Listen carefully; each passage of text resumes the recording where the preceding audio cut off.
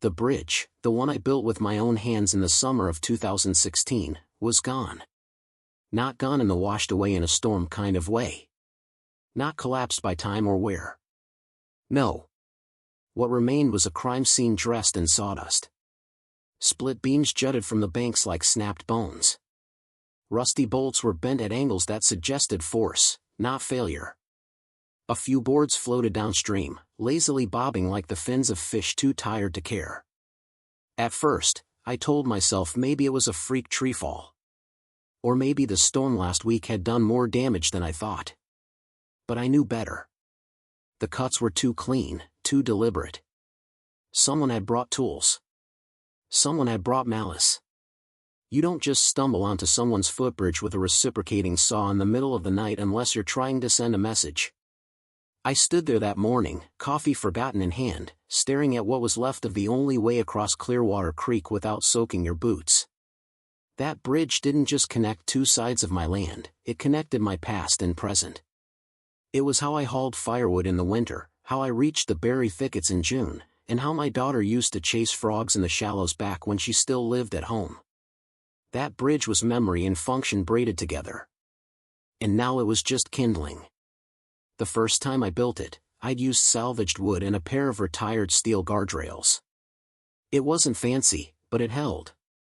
Over the years, I reinforced it with treated lumber, replaced the railings, stained the planks. I didn't need anyone's help, and certainly didn't ask the HOA. My land backs up against the association boundary, but technically it's outside their jurisdiction. At least, it used to be. That line got blurrier the day Karen Fillmore became HOA president. Karen had a face like a hawk and a voice that never quite dropped below a command. She moved in 2 years ago and within 6 months took over the Pine Ridge HOA like she was born to rule it.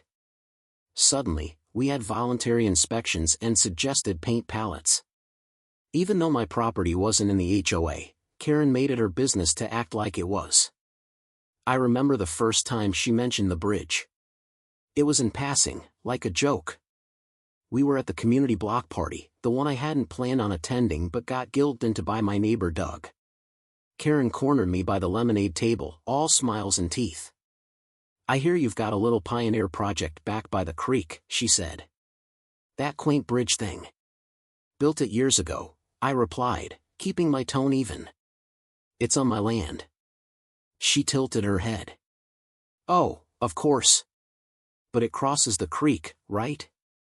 Waterways are considered community assets. Just something to keep in mind." That was the first time I felt the frost behind her smile. The second time was when I caught her walking the property line with a clipboard and a camera.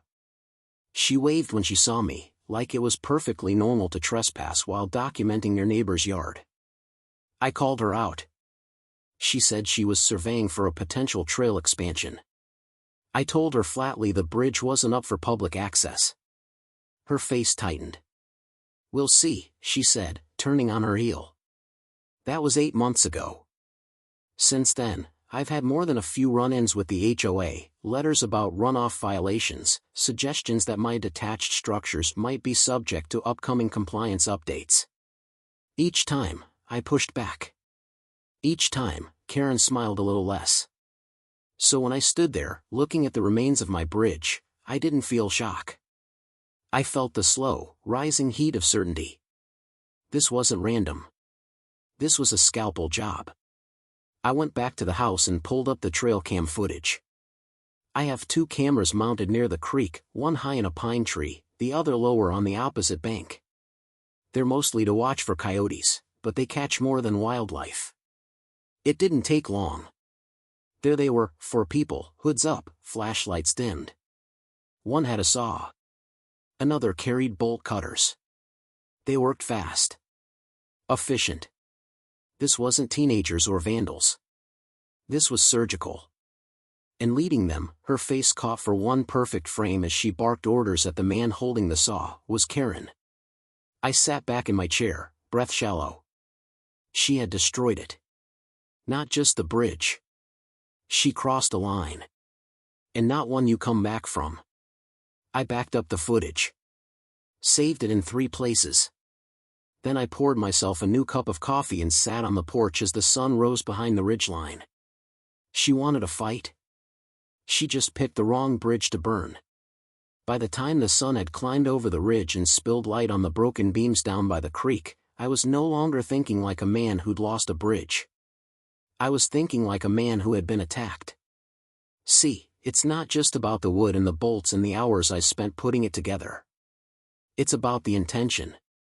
You don't gather 3 people in the dark, bring tools and flashlights, and sneak onto someone's property unless you've already decided the law doesn't apply to you. Unless you've decided they don't apply to you. And that morning, as the wind pushed ripples through the water and carried off another piece of my bridge, I realized Karen had made that decision long ago. So I started making a plan. First thing I did was copy the trail cam footage onto a flash drive and drop it off at the county sheriff's office. I didn't go in with fire in my voice, I went in calm, deliberate. I've learned that yelling gets you ignored, but evidence gets results. I explained the situation to Deputy Ross, who raised his eyebrows when I paused the footage on Karen's face. Is she in office? He asked. HOA president, I replied. Acting like she's mayor of her own kingdom. He nodded slowly and told me he'd look into it. Said property destruction was a serious matter, and if I could prove the structure was fully within my deed lines, and I could, this wasn't going to end with a stern letter. It was a good start. But I knew better than to rely on the law alone. Karen was a creature of politics, not principles. She thrived on perception. Her power didn't come from any real authority, it came from the illusion that she was the authority. So I decided to tear that illusion down. I spent the next few days quietly gathering allies. Not the loud neighbors, not the ones who bluster at meetings and then disappear. I went to the quiet ones, the ones Karen had scared into silence. The woman 3 houses down who once had her shutters repainted without permission, only to get fined for aesthetic disruption. The single dad who installed solar panels only to be told they were environmentally inappropriate. The retired teacher whose mailbox got smashed the week after she publicly challenged one of Karen's proposals. They all had stories. They all had scars. And now, they had proof that it wasn't just them. I showed them the footage. I didn't push. I didn't ask for outrage. I just said, this is what she did to my property. Imagine what she'd do to yours. One by one, they came around. Then I posted the still image, Karen's face caught in night vision, barking orders with a flashlight beam catching her HOA lanyard, on the community board. No caption. Just the picture and the date. It took less than 6 hours for the post to go viral across our little neighborhood network. By dinner, the board was in chaos. Comments flooded in. People who'd never spoken up suddenly had voices. She fined my kid for sidewalk chalk. She took photos of my recycling bin. She told me I couldn't plant tomatoes. By the next morning, I had a meeting request from the HOA secretary. Not Karen, the secretary. Her name's Ellie, a soft-spoken woman who always looked like she wanted to be somewhere else during meetings. She asked me to come by that afternoon to discuss urgent community matters. I went. Ellie met me at the door with a nervous smile and led me past the usual meeting room to Karen's office, empty, for now. She closed the door behind us and handed me a sealed envelope. She's planning something, Ellie said, voice hushed. She called an emergency session for Friday. Wants to vote on a new resolution. What kind of resolution? Community asset reclamation, Ellie replied. She wants authority to remove unauthorized structures, even retroactively. Including the bridge. I stared at her. She wants to make what she did legal, I said flatly. Ellie nodded. But she hasn't passed it yet. That's when I knew the next move wasn't about rebuilding. It wasn't about revenge. It was about exposure. I thanked Ellie, took the envelope, and left with my mind racing. If Karen wanted to play this as a power grab, I was going to flip the script. Friday's meeting would be the last one she ever presided over. And if things went how I planned, she'd leave it not just disgraced, but removed. I spent the hours leading up to Friday night like a man preparing for trial. Not a courtroom trial, but something older, sharper. A reckoning. My flash drive was loaded with footage. My documents were stacked and sealed in a manila folder. Satellite imagery of the bridge location.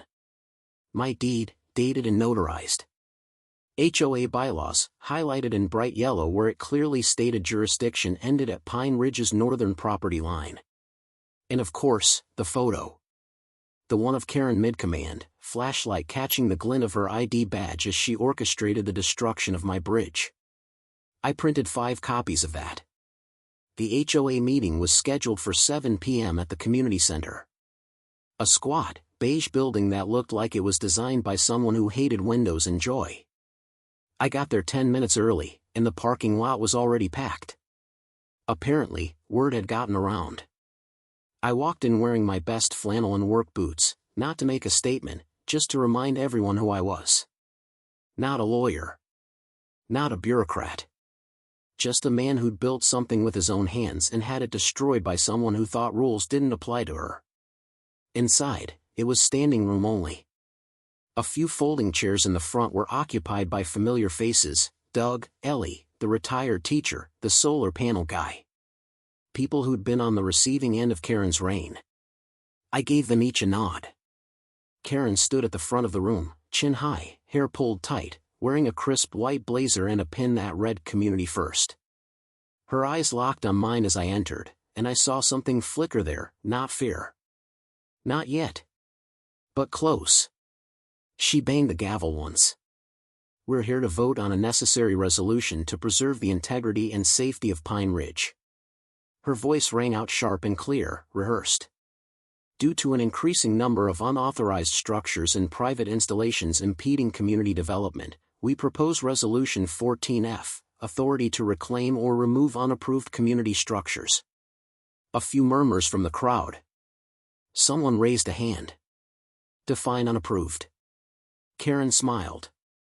"Any structure built without prior notice and approval from the HOA board." Another voice, a woman in the back. "Even if it's outside HOA boundaries?" Karen's smile didn't falter. "All land adjacent to shared environmental resources, such as creeks and trails, is considered part of our community interest area." That's when I stepped forward. "No, it's not." Every head turned. Karen's eyes narrowed. "I have the deed here," I said, holding up the folder. "The creek is within my property line. The bridge was built in 2016, reinforced annually. No runoff issues. No safety concerns. No access granted." I walked to the front, handed copies of my documentation to the 3 board members seated beside her.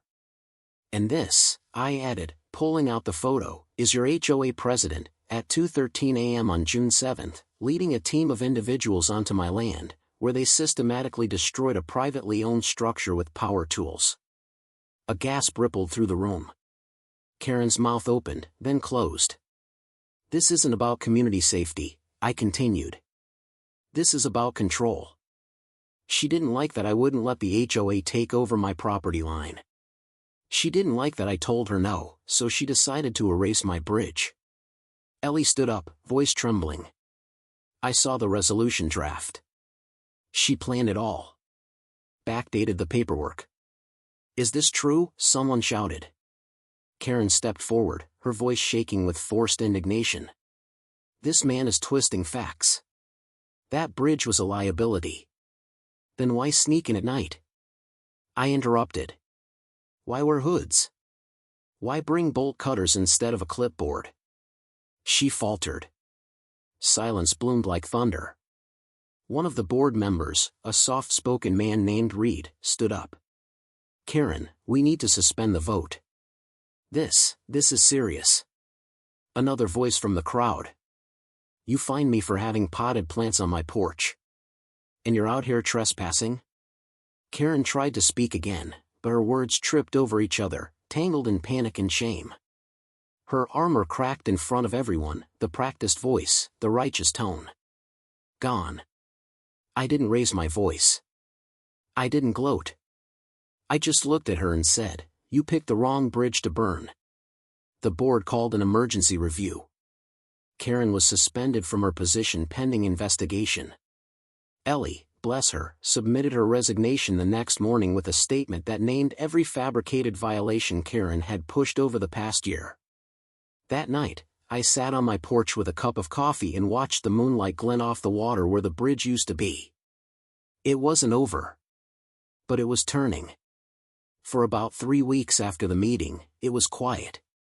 Karen vanished from public view, her usual morning patrols and clipboard crusades replaced with silence. No emails. No notices. Her pristine white Lexus stayed parked under its carport, gathering dust instead of HOA dominance. People started talking again, on porches, at mailboxes, in hushed tones that edged toward laughter. A neighbor brought me fresh-baked zucchini bread. Doug invited me over for poker night. Ellie called once, just to say thank you. It almost felt like peace.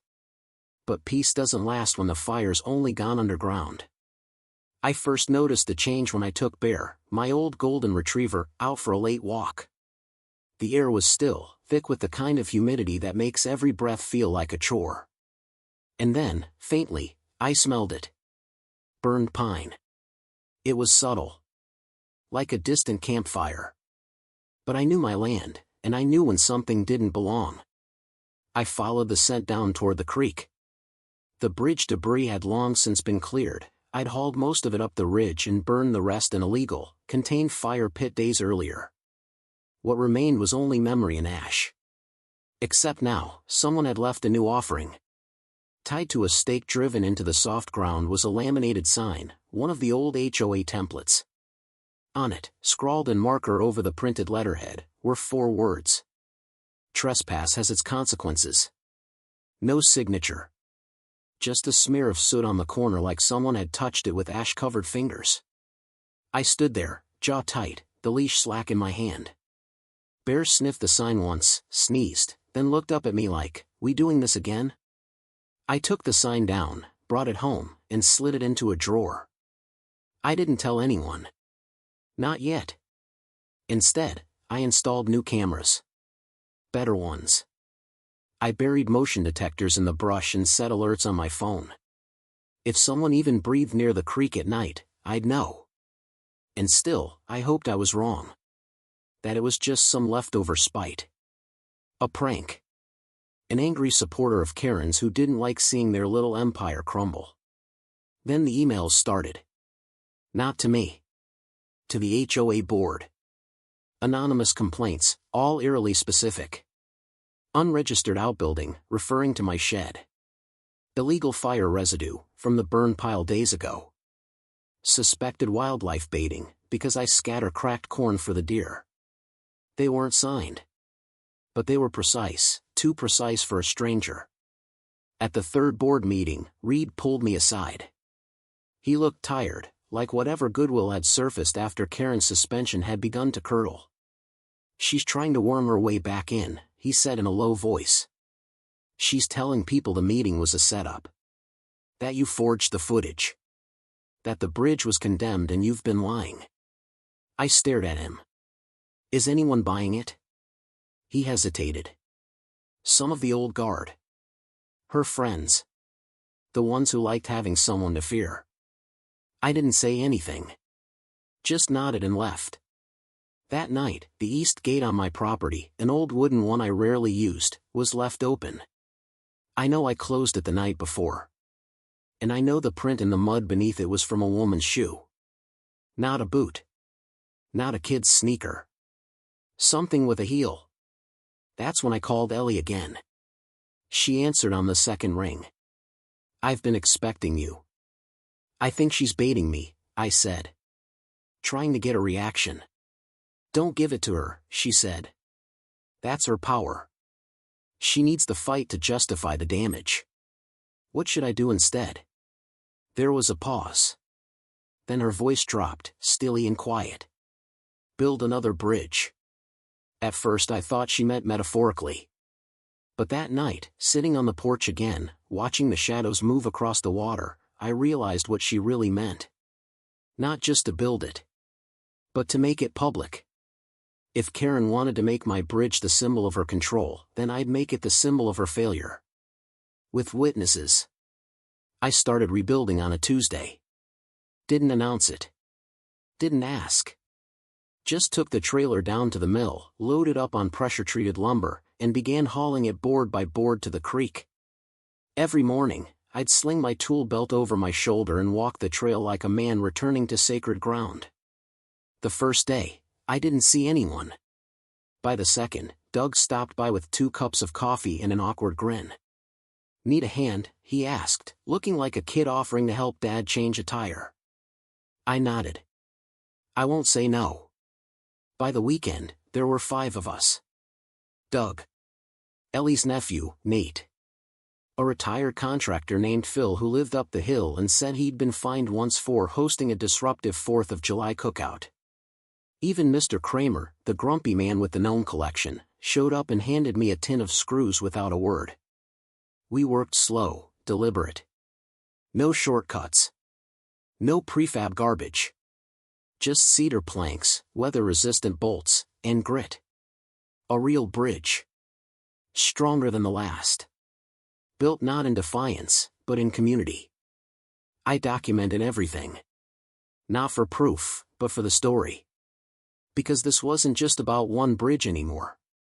It was about showing that Karen didn't own this place. The day before completion, I sent out flyers, tasteful ones, printed on heavy stock. No big claims, no theatrics. Just this. Community gathering. Bridge restoration dedication. Saturday, 4 p.m., Clearwater Creek crossing. Neighbors welcome. No permits needed. I nailed one to the bulletin board at the community center.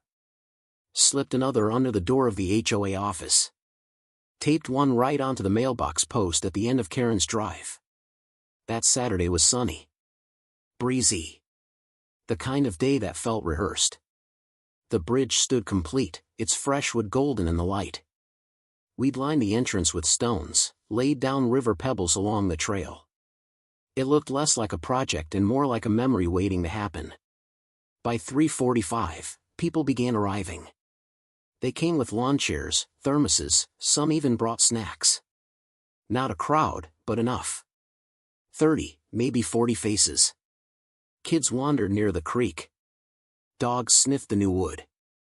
Then, right on schedule, Karen arrived. White blazer. Hair pinned back. Clipboard clutched in one hand, folded papers in the other. She didn't walk, she descended, like an emperor visiting conquered land. She didn't look at the bridge. She looked at the people. And then at me. "This is unauthorized construction," she said loudly. "It violates Section 3.12 of Community Infrastructure Guidelines." "Already been reviewed," Reed said from the crowd, stepping forward with a binder. "Section 3.12 applies to HOA common areas. This isn't one. Never has been." Karen's eyes narrowed. "This creek feeds into HOA-maintained wetlands. Any upstream modification—" "Stop," Ellie cut in. She wasn't loud. But somehow, everyone heard her. "We're done, Karen." That silenced everything. Karen's hand trembled just slightly as she held up her papers. "I'll be filing formal complaints." "No one's stopping you," I said calmly. "Just know they won't stick. I've got the footage. The records. The signatures. Everything I need." She opened her mouth, but I beat her to it. "I'm not here to argue. I'm not here to fight. I'm here to reclaim what you tried to destroy." Then I turned to the crowd, took a breath, and said, "I built this bridge the first time to connect land. I rebuilt it this time to connect people. You tried to burn that down, Karen. You made it personal. But this," I tapped the railing. "This belongs to no one. And everyone." Karen stood frozen, clipboard clutched like a lifeline. Her face, once flushed with confidence, now pale and tight with something else. Fear. Because the crowd wasn't with her anymore. They weren't clapping. They weren't booing. They were ignoring her. Doug handed me a marker. I uncapped it and wrote on a small wooden sign, then nailed it to the new railing. Clearwater Crossing. Rebuilt by neighbors. Protected by truth. Karen turned and walked away. No storm. No tantrum. Just retreat. Karen didn't speak that night. She stood at the edge of the crowd like a phantom, half there, half still pulling the strings of her invented conservation group. She wore no blazer, no badge. Just the hat, shadowing her eyes. But she didn't need to speak. Everyone knew why she was there. And more importantly, everyone knew what she had done. I stepped up to the center of the bridge, which had become more than just a crossing. It was a stage now, a pulpit, a battleground. The last rays of sunlight painted the creek golden behind me as I looked out at the people who had gathered. Neighbors. Friends. Witnesses. I didn't call this meeting to defend myself, I began. Because I don't need to. We've all seen what's happened here these past few months. We've watched a structure go from splinters to sanctuary. And we've watched what happens when control disguises itself as concern. I paused. But more than that, we've seen what silence does. It lets the wrong people speak for us. And now, we speak for ourselves. There were murmurs of agreement. Some nodded. I could see Ellie standing near the front, arms crossed, eyes fixed on the shadow under the hat. I held up the trail cam photo. This is the person who's been planting letters of intimidation. Who created a fake conservation group to stir fear. Who sent anonymous complaints designed to isolate, to divide, to undo everything we rebuilt. I didn't name her. I didn't have to. I turned to Reed, who stood beside a folding table stacked with documentation, HOA records, past complaints, the forum posts. We had a full map of every false violation, every staged rumor. This is going to the county ethics board, I said. And to the DA's office. Because you don't get to destroy people's property, impersonate authority, and harass your neighbors and walk away with your clipboard tucked under your arm like it's just business. A silence followed. Tense. Waiting. Then Karen stepped forward. She took off the hat. Her eyes were tired. Not wild, not furious. Just empty. The fight was gone. I did what I thought was right, she said. No, Ellie replied, stepping up beside me. You did what made you feel powerful. Karen looked at her. At me. At the crowd. Then she turned and walked away, the crowd parting around her like water around a stone. No one followed. Not even her allies, because there weren't any left. The county received our file the following Monday. The charges weren't flashy, but they were enough: criminal trespass, property destruction, impersonation of municipal authority. By Wednesday, Karen formally resigned from all community organizations. By Friday, her house was up for sale. She left quietly. But the echo of what she tried to build, the fake authority, the false threats, took longer to dismantle. It lingered in the air for weeks, like the last smoke after a fire.